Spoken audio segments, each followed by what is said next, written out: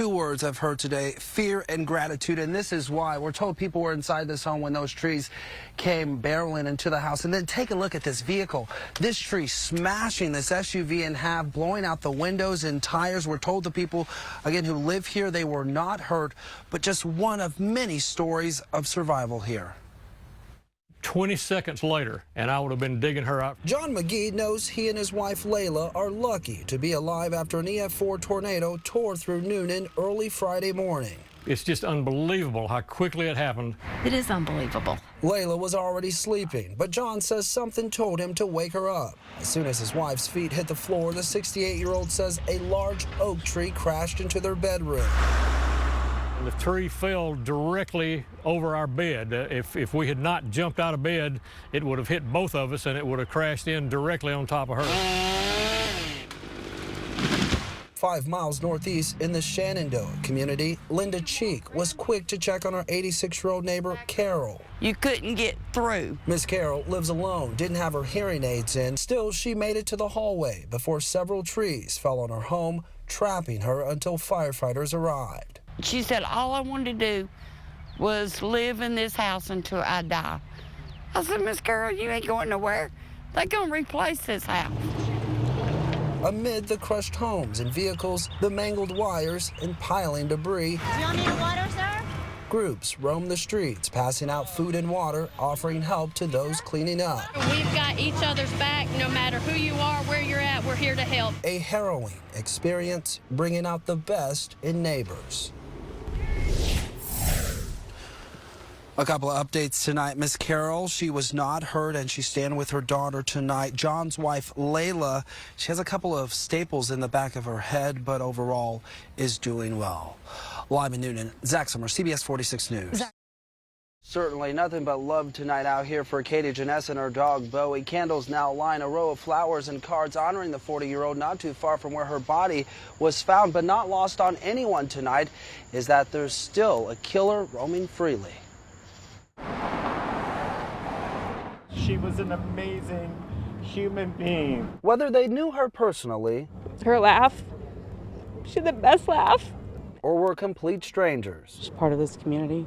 the 100 or so people who gathered at Piedmont Park tonight mourned together over the loss of 40-year-old Katie Janess. She just really appreciated the small things in life. Katie and her dog, Bowie, were found brutally murdered in Piedmont Park early Wednesday morning. Less than 36 hours after the gruesome discovery, the community remains on edge as police continue to search for the killer. There is literally a monster on the loose. We lost this human being.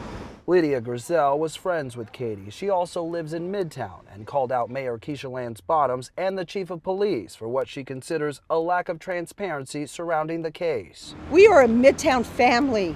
She was part of our family, and neither one of them have even come to the news media and said, I'm going to do this or I'm going to try to do that. I'm angry. It's really sad for me to lose her. Katie's partner of 7 years, Emma Clark, couldn't bring herself to return to where she found her wife after pinging her phone Wednesday morning, but she spoke exclusively with CBS 46 at her home, angry at the person who took the love of her life. She felt safe being in Midtown, and that in her final moments, that was taken from her, and that bothers me the most. On the outskirts of Miami, just 10 minutes west of the city, you'll find a place where dominoes are the main attraction. Spanish is the predominant language, and cigar bars are everywhere. This is not an easy thing to do. People think it's very easy, but you become a master roller after 20 years. Welcome to Little Havana, where the history is rich and the people are friendly. It just has a lot of natural energy. I mean, everybody seems to have a certain joie de vivre, they're just happy. And why not? 8th Street, known as Calle Ocho, is home to authentic cuisine, Cuban coffee, and plenty of character. First time, it's really cool. There's lots of culture, different restaurants, lots of great drinks. He loves cigars, so. And while you're here, there are 3 things you have to try. Cuban coffee, perhaps the best in America, right here at a place called Havana Classic. Very sweet, a little sour, and stout. Obviously, you don't need very much, but it's really good. And as you take a stroll through town, there's no shortage of mojitos that will have you dancing in the streets. It's strong. It took down the corner there about 10 minutes to make both of these. It's fantastic. It's fresh. It's authentic. Yeah. Salud. And last, but certainly not least, the classic Cuban sandwich. You'll find one of the best at Old Havana, where people line up for the traditional food and fun.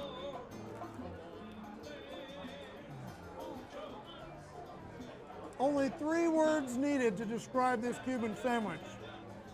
Boy, that's good. Some of the sights to see include the Walk of Fame, honoring distinguished Cubans, the Tower Theater, which greeted refugees in 1959, and Domino Park, where a simple game is like a sport. We're very happy people, so people like that. You know, we're very humble and happy, and we're always smiling and making people happy, so that what makes it special.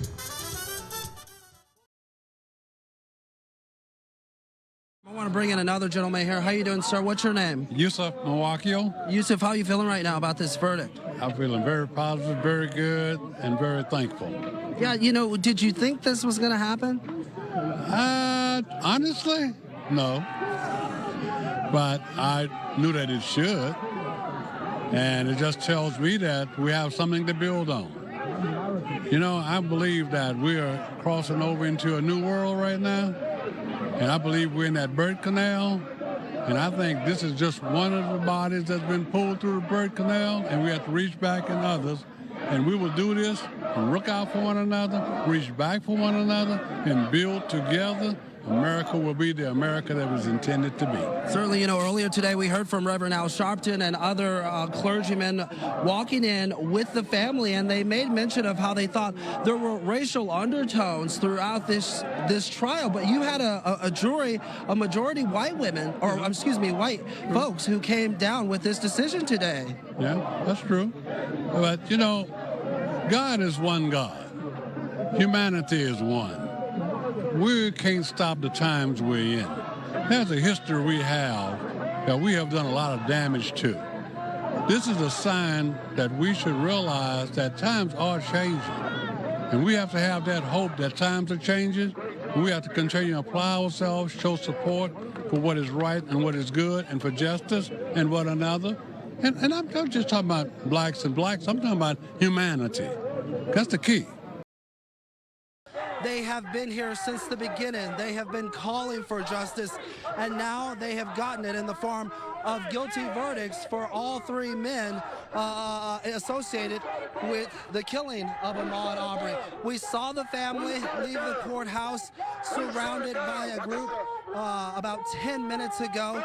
They have since left, and now this group has taken to the streets again, headed to a mural.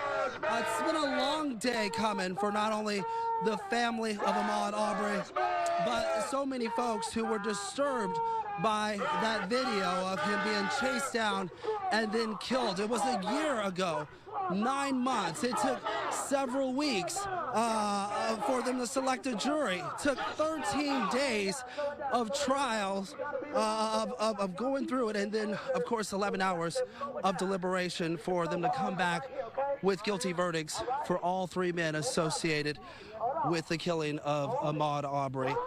Take a look down the road, and there's even more people coming out here to see these Braves. But out of all these fans, I want you to meet probably one of the youngest of the bunch here. Take a look at this. Look at this.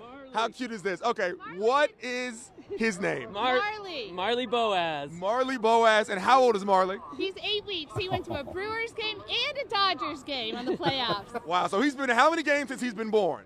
2, and then 2 in utero, and then he was at the Battery during the World Series. Got a Max Fried ball and some Jock Peterson pearls. Man, he's got the ball and the pearls. He is decked out. 8 weeks, guys. You're looking at what might be the youngest Braves fan in this parade here today. How cool is that? Chop, do a chop, Marley, do a chop.